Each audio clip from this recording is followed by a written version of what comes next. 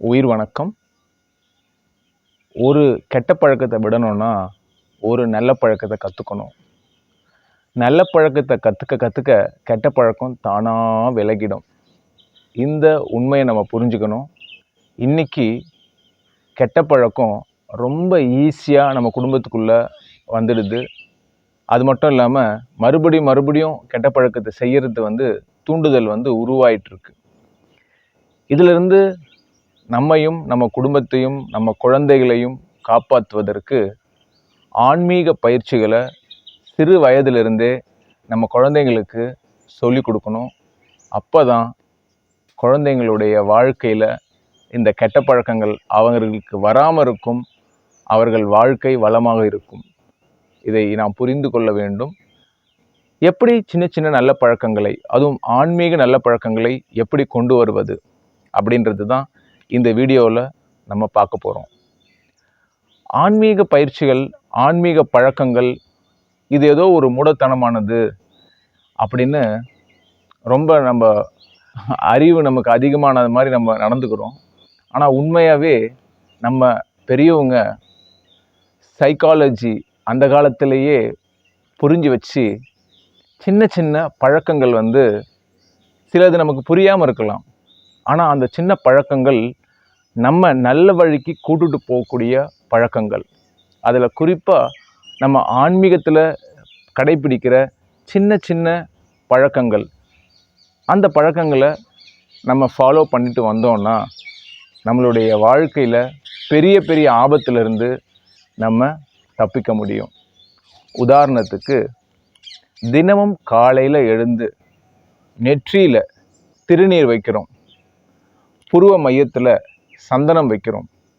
இது பார்ப்பதற்கு ஒரு சின்ன சம்பிரதாயமாக இருந்தாலும் இந்த சின்ன விஷயத்தில் நம்ம மூளையை, மனதை பாதுகாக்கக்கூடிய ஒரு பெரிய ரகசியமே அடங்கியிருக்கு. சின்ன பழக்கம்தான். காலையில் எழுந்த உடனே நம்ம நெற்றியில் திருநீர் வச்சு புருவ மையத்தில் சந்தனம் வைக்கிறோம். இந்த சின்ன பழக்கம் நமது மனதை டிப்ரெஷன்லேயும் மனப்பதட்டத்திலையும் நம்மளை போகாமல் நம்ம மனசை சாந்தப்படுத்தும். புருவ மையத்தில் நம்ம சந்தனம் வைக்கும் பொழுது நமக்கு தெரியாமலே நம்ம மனசில் ஒரு சாந்தத்தன்மை ஏற்படும், ஒரு அமைதித்தன்மை ஏற்படும். மூளையினுடைய சூடு தான் கோபம், மூளையினுடைய சூடு தான் பதட்டம், மூளையினுடைய சூடு தான் வெறி, மூளையினுடைய சூடு தான் எல்லா பிரச்சனைகளும். அப்போ இந்த மூளையினுடைய சூடை எப்படி கம்மி பண்ணுறது? தினமும் காலையில் நமது புருவ மையத்தில் சந்தனமும் நெற்றியில் திருநீரும் நாம் வைக்கும் பொழுது எல்லாம் வல்ல இறைவனுடைய அருளையும் நாம் பெற முடியும். அது மட்டும் இல்லாமல் இது நமது உடல் ஆரோக்கியத்திற்கும் மன ஆரோக்கியத்திற்கும் ஒரு சிறந்த விஷயம். இப்படி முதல்ல ஒரு சின்ன பழக்கம் இது.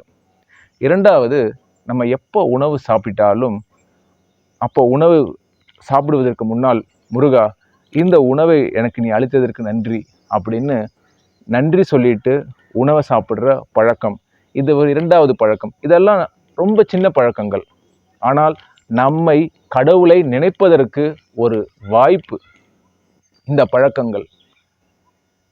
அடுத்து, காலையில் எழுந்த உடனே 2 கைகளையும் தேய்த்து உங்கள் உள்ளங்கையை பார்த்து, இறைவா இந்த நாளுக்கு நன்றி, இந்த நாள் எனக்கு சுபிக்ஷமான நாளாக மாறட்டும், எல்லா உயிர்களும் இன்புற்று வாழ்க என்று உங்கள் உள்ளங்கையை பார்த்து நீங்கள் காலையில் ஆரம்பிக்கும் போது அன்ற நாள் உங்களுக்கு ரொம்ப அருமையாக இருக்கும்.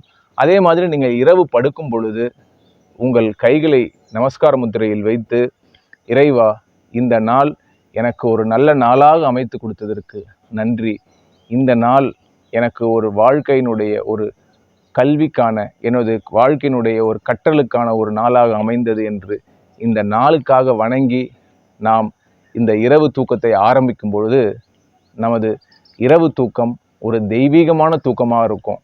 இப்படி காலை எழுந்து கொள்ளும் பொழுது உள்ளங்கையை பார்த்து ஒரு பிரார்த்தனை, குளித்து முடித்து விட்டு திருநீரும் சந்தனமும் நெற்றியில் இடுவது ஒரு சின்ன ஆன்மீக பழக்கம். இரவு படுக்கும் உணவு சாப்பிடும் பொழுது இறைவனை வணங்கி உணவுக்கு நன்றி சொல்லி உணவு சாப்பிட வேண்டும். இரவு படுக்கும் பொழுது இறைவனுக்கு நன்றி சொல்லி, முருகா இந்த நாளுக்கு நன்றி, இந்த நாளில் நான் கற்றுக்கொண்ட பாடங்கள் என் வாழ்க்கையை மாற்றும் என்று அந்த எல்லாம் வல்ல இறைவனுக்கு நன்றி சொல்லி நாம் இரவு தூங்கும் பொழுது நம் இரவு நிம்மதியாக இருக்கும்.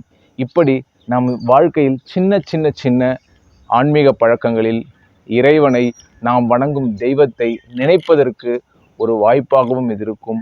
இதை புரிந்து கொண்டு நாம் சின்ன சின்ன நல்ல பழக்கங்களையும் சின்ன சின்ன ஆன்மீக பக்தி பழக்கங்களையும் நாம் குழந்தைகளுக்கு ஆரம்பத்திலிருந்தே இதை விதைத்தோம் என்றால் குழந்தைகள் தவறான பாதையில் போய் மாட்டிக்கொள்ள மாட்டார்கள். குழந்தைகள் வாழ்க்கை ஆனந்தமாக இருக்கும். உயிர் வணக்கம்.